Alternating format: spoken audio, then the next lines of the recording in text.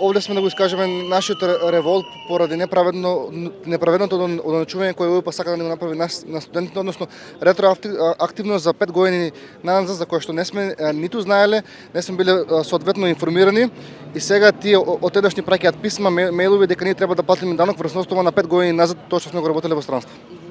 Каква фрустрација тоа ви представува?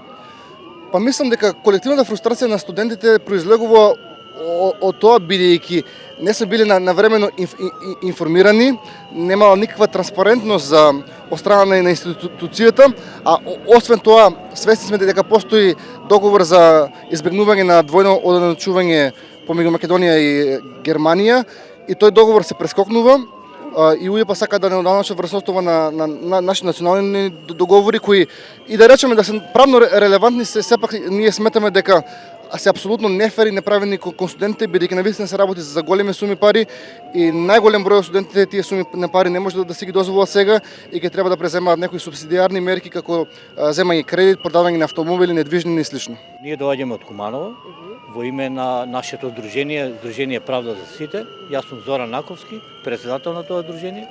Тука сме дојдени со дел од колегите од Тетово, од Гостивар, студентите.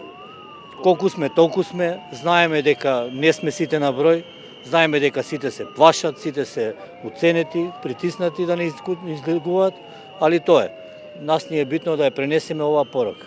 Дали сте тука бидејќи протестиравте поради тоа што ви бараат данок за работата во Ирак и Авганистан? Ова веќе е пети месец како протестираме. Ова ни е 20 протест, 15 протести направивме во Куманово, 4 во Тетово и ова е прв пат во Скопје. Така да затоа и протестираме за тој данок што ни го бараат за ретроактивен данок од пред 5 години за 2020 година. Што е незаконски донесен и направивме повеќе средби, бевме и тука со директорката, бевме со премиерот, бевме со сите скоро пратеници кои сака да ни даде подршка.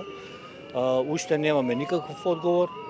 Ни бара да доставиме докази за платен данок и тоа доставивме. Се на разгледување и ништо не ни е признаено.